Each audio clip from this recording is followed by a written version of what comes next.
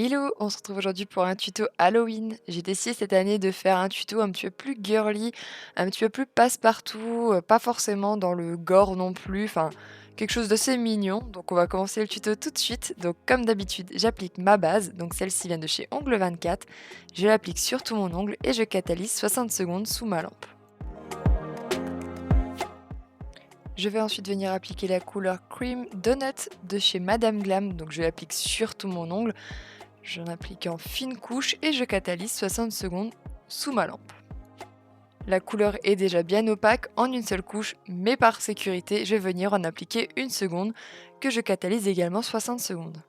Pour que ce soit plus simple de réaliser mon dessin, je vais venir retirer la couche collante avec un coton et du cleaner. Donc je frotte bien sur mon ongle et je retire tous les petits résidus collants qu'il peut y avoir. Ensuite, je vais venir utiliser la couleur Stronger Together de chez Madame Glam. Donc, je vais venir réaliser une branche assez fine et tout en légèreté. J'ai vraiment essayé de faire un trait le plus fin possible.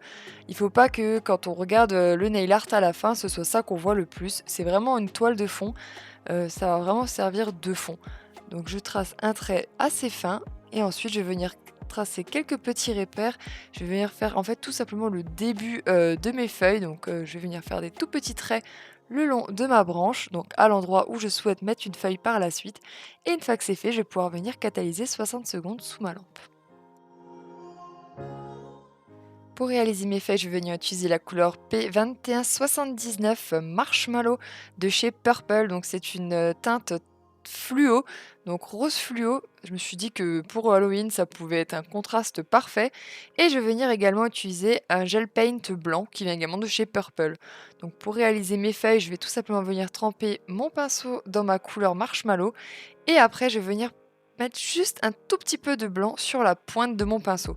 Ça va permettre de réaliser des feuilles en fait avec un léger dégradé et un mélange de couleurs pour donner plus de texture à mes feuilles. Et après, pour réaliser les feuilles, rien de plus simple, je prends mon pinceau, je l'applique sur mon ongle, je l'écrase, j'étire le pinceau et je relâche tout doucement le pinceau pour faire la pointe de ma feuille. Je vais répéter la même opération pour chacune de mes feuilles. Entre chaque feuille, je n'hésite pas bien évidemment à retremper mon pinceau dans les différentes couleurs, donc d'abord le rose puis le blanc. Si jamais les couleurs se mélangent trop, rien de plus simple, j'essuie complètement mon pinceau et je recommence le petit mélange. Une fois que les feuilles me conviennent et que ça ressemble un petit peu à ce que je souhaitais, je vais pouvoir venir catalyser le tout 60 secondes sous ma lampe. Je vais ensuite venir reprendre ma couleur brune de chez Madame Glam et je vais tout simplement venir faire en fait les petites nervures, enfin la base de ma feuille pour la rendre un tout petit peu plus réaliste. Et une fois que c'est fait, je vais pouvoir venir catalyser 60 secondes sous ma lampe.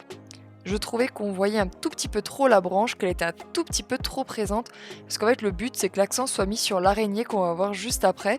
Donc du coup j'ai repris ma couleur de fond, donc la couleur Donut de chez Madame Glam pour en fait atténuer légèrement le brun pour que ce soit un tout petit peu plus fondu et que l'accent soit mis principalement sur l'araignée qu'on va faire juste après. Une fois que c'est fait, je vais pouvoir venir catalyser 60 secondes sous ma lampe.